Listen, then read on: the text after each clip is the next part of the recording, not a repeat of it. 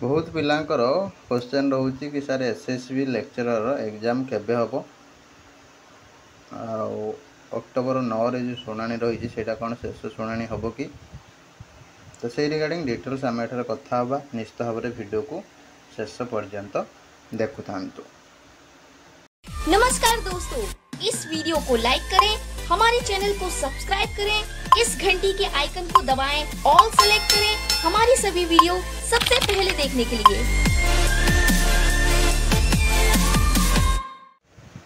पिला माने समस्ते OCS by Ranjan app download कर देबे। डिस्क्रिप्शन रे लिंक अछि। एसएसबी लेक्चरर पई टेस्ट सीरीज जॉइन ही पारिबे। 80% ऑफर वर्तमान चली तापरे तुमर नेक्स्ट शुणाणी जोटा 9 तारीख को रखाई। 9 तारीख रे समस्त आशा और विश्वास रही कि फाइनल शुणाणी हो जाऊ कहीं पाखापाखि बहुत दिन लेट हो गला। पिला मानकर भी धैर्य ना जो मानकर बापा माँ मैंने भावुं आमर पिला पीजी करके बसी नेट क्लीयर करके बसी पीएचडी करके बसी पिला जॉब पाऊना से मैंने भी बहुत चिंतित हो पड़े कहीं हाईली क्वालिफाइड स्टूडेंट मैंने ही बसी जोटा कि मास्टर डिग्री नहीं कि ये हूँ डॉक्टर डिग्री नहीं कि किंतु देखला बेलू पीएचडी डिग्री नहीं कि ठीक अच्छे किंतु देखला बेलू जॉब नहीं बा रिक्रूटमेंट प्रोसेस बहुत ही लेट हो।